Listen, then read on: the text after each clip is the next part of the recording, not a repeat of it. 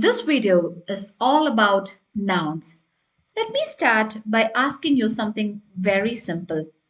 If I say book, school, teacher, friend, happiness, Delhi, what do all these words have in common? They all name something, right?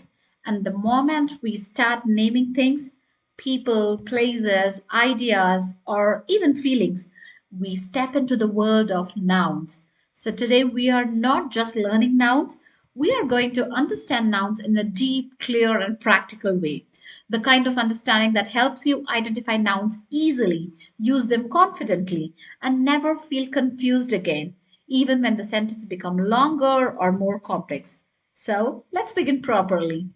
What do we mean by the word noun? It is a word that is used to name something.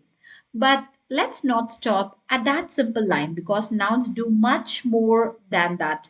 A noun can name a person, a place, an object or thing. It can name an idea. It can name a quality, or sometimes it can name a state or feeling. Basically, if something exists, whether you can see it, touch it, or even just feel or think about it, there is a very strong chance that is a noun. For example, when I say teacher, I'm naming a person. When I say library, I'm naming a place. When I say pen, I'm naming an object. When I say honesty or freedom, I'm naming ideas, things we cannot touch but we clearly understand, right? So nouns act like the naming words of the language. Without nouns, we wouldn't even know what we are talking about. Every sentence you speak or write is built around nouns. They are like the foundation of communication. Now that the basic meaning is clear, let's move deeper because nouns are not just one single type. There are different types of nouns. In English, nouns are divided into various types based on what they name, how they behave in sentences. So, today we will cover the main and most important types of nouns, the ones you must clearly understand. First one is common noun. So, a common noun is a general name given to a person, place, animal, or thing. It does not refer to one specific individual. Got it? Instead, it refers to any one of the same kind. When you use a common noun, you are not pointing to something special or unique. You are talking in a general sense, a common sense. For example, when I say teacher, I'm not talking about one particular teacher, right? It could be any teacher in any school, anywhere. Similarly, when I say city, I'm not talking about one specific city. It could be any city in the world. So, common nouns are general naming words, and that's why they are usually not capitalized unless they come at the beginning of a sentence. These are some of the examples. The teacher explained the concept patiently.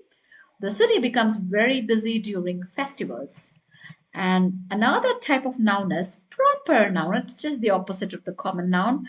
Here, this is the noun where we name the specific person, place, organization, or thing. And this is where many students make mistakes also. So it does not talk generally, it talks about one particular, clearly identified name. Because proper nouns are special and specific, they are always written with a capital letter, no matter where they appear in the sentence. For example, London is known for its fast paced lifestyle.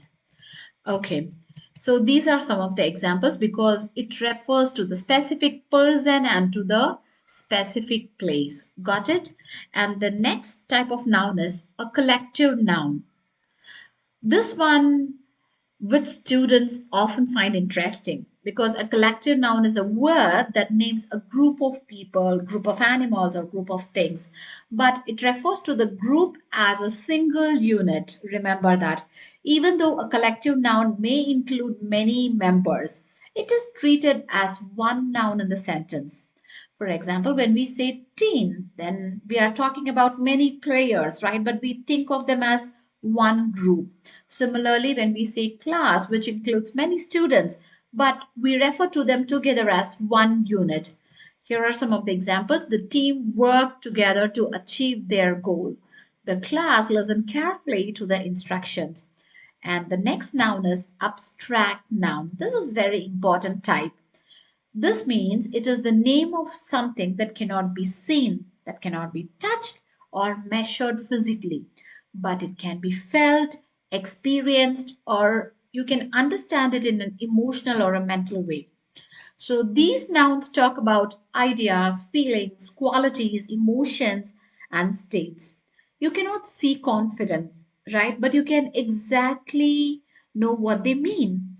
So abstract noun plays a huge role in writing, speaking, and expressing your thoughts in a very clear way. Here are some of the examples. Honesty builds trust in relationship. Here, honesty is an abstract noun. Her confidence impressed everyone in the room. Confidence. You cannot measure it, you can just feel it, right? And the next noun is concrete noun. So this means concrete refers to something that can be experienced through the five senses. You can see it, you can touch it, you can hear it, you can smell it, and you can taste it. In simple words, if you can physically experience, then it is a concrete noun. For example, chair, music, coffee, flower, all these are examples of a concrete noun because these things can be sensed in some way, right? The chair was placed near the window.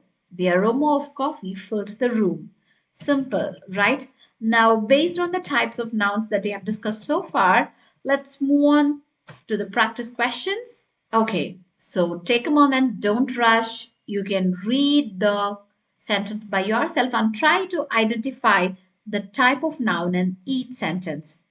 The doctor explained the treatment clearly. Freedom is valued by people across the world. The library remains open until evening. Our team performed exceptionally well this season. Honesty is an important quality in leadership. The children enjoyed the movie. India celebrates many cultural festivals. A bouquet of flowers was placed on the table. Courage helps people face difficult situations. The principal addressed the students during assembly. These things are pretty much easy, right? I hope you have done it. So let me reveal it. The first one, the doctor explained the treatment clearly. The doctor, this one is the common noun. Freedom is valued by people across the world. Freedom, you cannot measure it, right? You can just feel it. Abstract noun. The library remains open until evening. They did not tell which library. The name of the library was not given here. So it's a common noun. Our team performed exceptionally well this season. So team, it's a collective noun.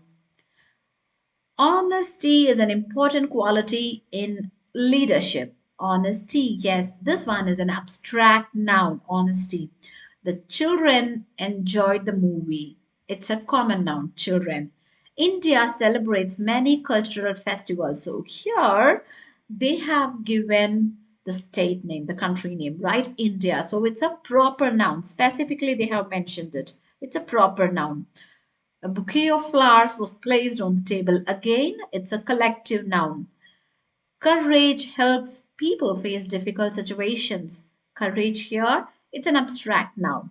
The principal addressed the students during assembly. So, principal is a common noun, right? Because principal name was not given. So, it's a common noun.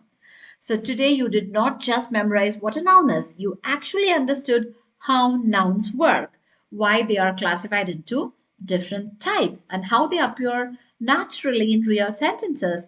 The more you notice nouns in your daily reading and speaking, the stronger your language foundation will become. Okay? So practice nouns in everyday life. That's all for today's video. Kindly like, share, and subscribe for more English tips. Bye bye.